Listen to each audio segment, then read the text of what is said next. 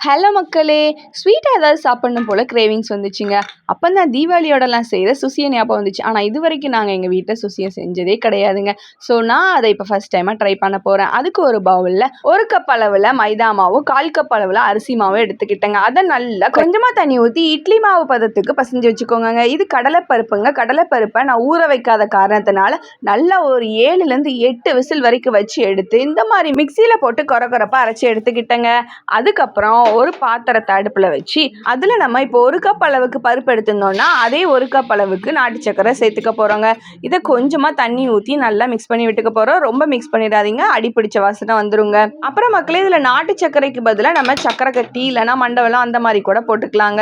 இதுல 2 ஏலக்காவும் தட்டி போட்டு துருவன தேங்காவை அப்படியே மேலாப்ப பரபரன்னு தூவி விட்டு நல்லா மிக்ஸ் அடிச்சு அந்த தண்ணி எல்லாம் கொஞ்சம் கட்டியாகி இந்த மாதிரி பதத்துக்கு வந்துடணுங்க. இப்போ இதை ஆஃப் பண்ணி இறக்கி வச்சிடலாம். நல்லா சூடு ஆறின உடனே கையில வச்சு நல்லா இந்த மாதிரி குட்டி குட்டி உருண்டையா பிடிச்சு எடுத்துக்கோங்க.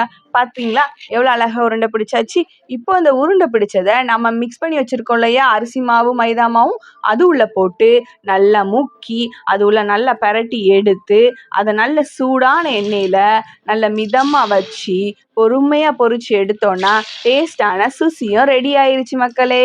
இனிமே தீபாவளி வந்தாதான் இது செய்யணும் கிடையாதுங்க. ஸ்கூல் முடிச்சு வர குழந்தைங்களுக்கோ இல்லை வீட்டுக்கு வர கெஸ்ட்டுக்கோ சூப்பராக செஞ்சு கொடுத்துருங்க. கொஞ்சம் பொறுமையாக திருப்பி போடுங்க. நான் கொஞ்சம் அவசரப்பட்டுட்டேன். நல்ல பொறுமையாக வேக வச்சு எடுத்த டேஸ்டான சுஷியும் ரெடி. வீடியோ பிடிச்சிருந்துச்சுன்னா மறக்காம நம்ம வீடியோக்கு ஒரு லைக் பண்ணிட்டு கமெண்ட்டும் பண்ணிருங்க. அப்புறம் மக்களே, முக்கியமான விஷயம், நெக்ஸ்ட் வீடியோவில் என்னோட ஹேர் கேர் ரொட்டீனை நான் உங்க கூட ஷேர் பண்ணிக்க போறேன். அதை பார்க்கறதுக்கு மறக்காம நம்ம சேனலை சப்ஸ்கிரைப் அண்ட் ஃபாலோ பண்ணிக்கோங்க. நெக்ஸ்ட் வீடியோவில் பார்க்குறேன். பாய்.